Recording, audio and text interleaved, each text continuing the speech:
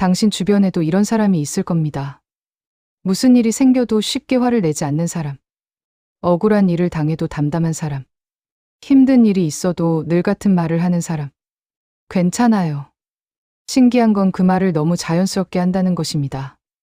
사람들은 그런 사람을 보며 말합니다. 멘탈이 정말 강하네. 침착해서 부럽다. 어른스럽다. 하지만 정말 그럴까요? 정말 아무렇지도 않아서 담담한 걸까요? 아니면 너무 오래 참아와서 아무렇지 않은 사람처럼 보이게 된 걸까요? 심리학자들은 오랫동안 흥미로운 사실 하나를 발견했습니다. 사람은 큰 상처를 한번 받았다고 바로 변하지 않습니다. 하지만 같은 상처를 반복해서 경험하면 감정보다 생존을 먼저 배우기 시작합니다. 그래서 어떤 사람은 더 크게 울고, 어떤 사람은 더 크게 화를 내고, 또 어떤 사람은 아무 말도 하지 않게 됩니다. 겉으로는 가장 차분해 보이지만 속으로는 가장 많은 말을 삼키고 있는 사람도 있습니다. 오늘은 상처를 많이 받은 사람들에게 공통적으로 나타나는 특징들을 하나씩 살펴보겠습니다. 혹시 지금부터 들려드리는 이야기 속에서 자신의 모습이 보인다면 그것은 당신이 이상해서가 아닙니다. 오랫동안 자신을 지키기 위해 몸과 마음이 배운 생존 방식일 가능성이 더 큽니다. 첫 번째 특징. 힘들어도 절대 힘들다고 말하지 않습니다. 주변에서 먼저 알아채지 않는 이상 스스로 도움을 요청하는 일이 거의 없습니다. 몸이 아파도 괜찮다고 하고 마음이 무너져도 괜찮다고 합니다. 혼자 감당하기 어려운 상황에서도 같은 말을 반복합니다. 별일 아니야. 금방 괜찮아져. 신경 쓰지 마. 이 말을 자주 하는 사람에게 한번 물어보십시오. 언제 마지막으로 누군가에게 솔직하게 힘들다고 말했는지. 의외로 쉽게 대답하지 못하는 사람이 많습니다. 왜냐하면 그들에게 괜찮다는 말은 감정을 설명하는 말이 아니라 오랫동안 자신을 보호해준 습관이기 때문입니다. 정말 괜찮아서가 아닙니다. 말해도 달라지는 것이 없다고 믿게 되었기 때문입니다. 어릴 때 울었는데 참아. 힘들다고 말했는데 그 정도는 다 겪어. 속상하다고 했는데 내가 예민한 거야. 이런 경험이 반복되면 뇌는 아주 단순한 결론을 내립니다. 말하지 않는 것이 덜 다친다. 그 순간부터 감정을 표현하는 대신 감정을 숨기는 것이 더 안전한 선택이 됩니다. 그래서 누군가 묻습니다. 요즘 괜찮아? 그러면 거의 반사적으로 대답합니다. 괜찮아요. 놀라운 것은 그 말을 하는 순간 본인도 진심이라고 믿기 시작한다는 것입니다. 감정을 계속 눌러두면 어느 순간 자신의 감정조차 잘 느끼지 못하게 되기 때문입니다. 그래서 상처를 많이 받은 사람은 울지 않는 사람이 아니라 울어도 소용없다고 배워버린 사람에 더 가깝습니다. 두 번째 특징. 혼자 해결하려고 합니다. 부탁을 잘하지 않습니다. 힘들어도 혼자 해결하려 합니다. 누군가 도와주겠다고 하면 오히려 미안해합니다. 괜찮습니다. 제가 할게요. 번거롭게 하기 싫어요. 겉으로 보면 독립적인 사람처럼 보입니다. 책임감도 강해 보입니다. 주변에서는 믿음직한 사람이라고 말합니다. 하지만 그 안에는 전혀 다른 이유가 숨어 있는 경우가 많습니다. 기댈 사람이 없었던 시간이 너무 길었던 것입니다. 가장 힘들었던 순간에도 혼자 버텨야 했던 사람은 시간이 지나면서 도움을 받는 법보다 혼자 견디는 법을 먼저 배우게 됩니다. 그래서 누군가 진심으로 손을 내밀어도 쉽게 믿지 못합니다.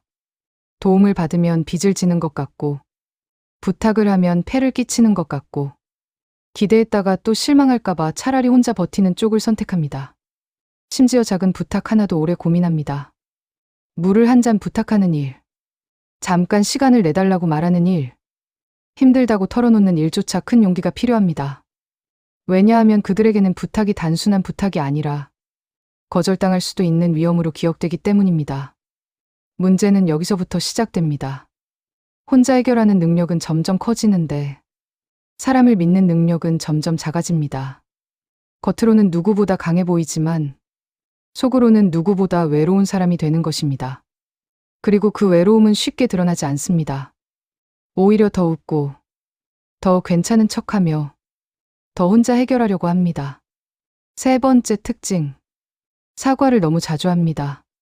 자신의 잘못이 아닌데도 먼저 미안하다고 말합니다. 엘리베이터에서 누군가와 어깨가 살짝 부딪혀도, 식당에서 직원이 주문을 잘못 가져와도, 상대가 약속 시간을 어겨도, 입에서는 먼저 죄송합니다. 라는 말이 나옵니다. 심지어 누군가 자신의 부탁을 들어줘도, 도움을 받아도, 칭찬을 받아도 먼저 미안하다고 말합니다. 주변에서는 예의가 바른 사람이라고 생각합니다. 배려심이 많은 사람이라고 말합니다. 물론 그럴 수도 있습니다. 하지만 상처를 많이 받은 사람에게는 조금 다른 이유가 숨어 있는 경우도 있습니다. 그들에게 갈등은 단순한 의견 차이가 아닙니다. 관계가 깨질 수도 있는 위험한 순간입니다. 예전에 자신의 감정을 말했다가 다툼이 커졌고, 억울하다고 했다가 더 큰 상처를 받았고, 변명했다가 오히려 나쁜 사람이 되었던 경험이 반복되면서 뇌는 하나를 배우게 됩니다. 내가 먼저 미안하다고 하면 상황이 빨리 끝난다. 그래서 자신이 잘못하지 않았는데도 먼저 사과합니다. 상대의 기분이 상할까봐 먼저 사과하고, 분위기가 어색해질까봐 먼저 사과하고, 혹시 관계가 멀어질까봐 먼저 사과합니다. 처음에는 관계를 지키기 위한 선택이었습니다. 하지만 시간이 지나면 그 습관은 자신을 깎아내리는 방식으로 변하기 시작합니다.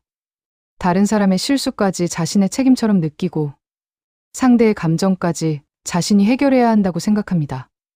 결국 가장 많이 용서하지 못하는 사람은 다른 사람이 아니라 자기 자신이 됩니다. 네 번째 특징. 쉬는 것이 불안합니다. 휴일인데도 마음이 편하지 않습니다. 아무 약속이 없는 날이면 괜히 초조해집니다. 소파에 앉아 쉬고 있는데도 이런 생각이 듭니다. 이러고 있어도 되나? 뭔가 해야 하는데. 시간을 낭비하는 것 같은데. 사람들은 이것을 부지런한 성격이라고 생각합니다. 하지만 상처를 많이 받은 사람은 쉬는 것보다 긴장하는 것이 더 익숙한 경우가 있습니다. 항상 눈치를 보며 살았고, 항상 실수하지 않으려고 긴장했고, 항상 다음 문제를 준비하며 살아왔기 때문입니다. 우리의 뇌는 익숙한 상태를 안전하다고 느낍니다. 그래서 긴장이 너무 오래 계속되면 평온함보다 긴장을 더 편안하게 느끼는 이상한 일이 생깁니다. 문제가 없는데도 문제를 찾고, 조용한데도 불안해지고, 휴식을 취하면서도 죄책감을 느낍니다. 그래서 여행을 가도 일을 생각하고, 주말이 지나도 쉰 것 같지 않고, 잠을 충분히 자도 피곤함이 남습니다. 몸이 피곤해서가 아니라 신경계가 아직도 긴장을 풀지 못하고 있기 때문입니다. 그리고 이런 사람들은 한 가지를 자주 착각합니다. 나는 쉬는 걸 싫어하는 사람이야. 하지만 사실은 쉬는 것이 싫은 것이 아닙니다. 편안함을 오래 느껴본 경험이 부족한 것일 수도 있습니다. 다섯 번째 특징. 칭찬을 믿지 못합니다. 누군가 말합니다. 정말 잘했어요. 덕분에 큰 도움이 됐어요. 하지만 기쁜 마음보다 먼저 이런 생각이 듭니다. 예의상 하는 말 아닐까? 곧 실망하게 될 거야. 성과를 내도 운이 좋았다고 생각하고, 칭찬보다 실수 하나를 훨씬 오래 기억합니다. 왜 그럴까요? 사람은 자신을 바라보는 기준을 대부분 성장 과정에서 배웁니다. 인정보다 지적을 더 많이 들었던 사람은 성인이 된 뒤에도 좋은 평가보다 나쁜 평가를 더 쉽게 믿습니다. 그래서 자신의 장점은 쉽게 잊고, 단점은 오래 붙잡고 살아갑니다. 다른 사람에게는 따뜻하면서 유독 자기 자신에게만 가장 엄격한 사람이 되는 것입니다. 여섯 번째 특징. 갈등을 지나치게 피합니다. 하고 싶은 말이 있어도 참습니다. 억울한 일이 있어도 그냥 넘어갑니다. 거절해야 하는 상황에서도 쉽게 안 됩니다. 라는 말을 하지 못합니다. 속으로는 싫은데, 입에서는 괜찮습니다. 가 먼저 나옵니다. 많은 사람들은 이것을 착한 성격이라고 생각합니다. 하지만 상처를 많이 받은 사람에게 갈등은 단순한 의견 차이가 아닙니다. 갈등은 관계가 끝날 수도 있다는 두려움입니다. 예전에 자신의 감정을 솔직하게 말했다가 관계가 멀어졌고, 거절했다가 미움을 받았고, 억울함을 표현했다가 더 큰 상처를 받았던 경험이 있었기 때문입니다. 그래서 뇌는 또 하나의 결론을 내립니다. 참으면 안전하다. 그 순간부터 자신의 감정보다 상대의 감정을 먼저 살피기 시작합니다. 혹시 기분이 상하지 않을까? 혹시 나를 싫어하게 되지 않을까? 혹시 떠나버리지 않을까? 그래서 늘 상대를 먼저 배려합니다. 하지만 그렇게 참는 시간이 길어질수록 정작 자신의 마음은 점점 더 보이지 않게 됩니다. 겉으로는 좋은 사람이라는 말을 듣지만 속으로는 누구보다 많이 지쳐가는 것입니다. 마지막 특징. 다른 사람의 아픔에는 누구보다 민감합니다. 누군가 평소보다 말이 없으면 먼저 알아챕니다. 표정이 어두우면 이유를 묻습니다. 혼자 있는 사람을 그냥 지나치지 못합니다. 사람들은 말합니다. 참 따뜻한 사람이네. 배려를 정말 잘하네. 그 말도 맞습니다. 하지만 그 따뜻함은 자신이 차가운 시간을 오래 견뎌봤기 때문에 생긴 것일 수도 있습니다. 외로움이 얼마나 무거운 감정인지, 혼자 오는 밤이 얼마나 긴지, 누군가의 한마디 위로가 얼마나 큰 힘이 되는지 누구보다 잘 알고 있기 때문입니다. 그래서 다른 사람이 같은 상처를 받지 않았으면 하는 마음이 자연스럽게 생깁니다. 심리학에서는 이런 변화를 외상 후 성장이라고 설명하기도 합니다. 큰 상처를 겪었다고 모두가 성장하는 것은 아닙니다. 하지만 자신의 상처를 외면하지 않고 이해하기 시작한 사람은 그 경험을 통해 더 깊은 공감과 더 단단한 삶의 태도를 갖게 되는 경우가 있습니다. 여기서 꼭 기억해야 할 것이 있습니다. 상처는 당신의 잘못이 아닙니다. 하지만 그 상처를 회복하는 일은 앞으로의 당신에게 주어진 과제입니다. 지금까지 버텨온 방식은 분명 당신을 살게 했습니다. 혼자 견디는 것도, 괜찮다고 말하는 것도, 먼저 사과하는 것도, 갈등을 피하는 것도 모두 그 순간에는 가장 안전한 선택이었습니다. 그러니 그런 자신을 미워할 필요는 없습니다. 다만 이제는 새로운 방법을 배워도 됩니다. 힘들면 힘들다고 말해도 됩니다. 도움을 받아도 됩니다. 가끔은 쉬어도 됩니다. 거절해야 할 때는 거절해도 됩니다.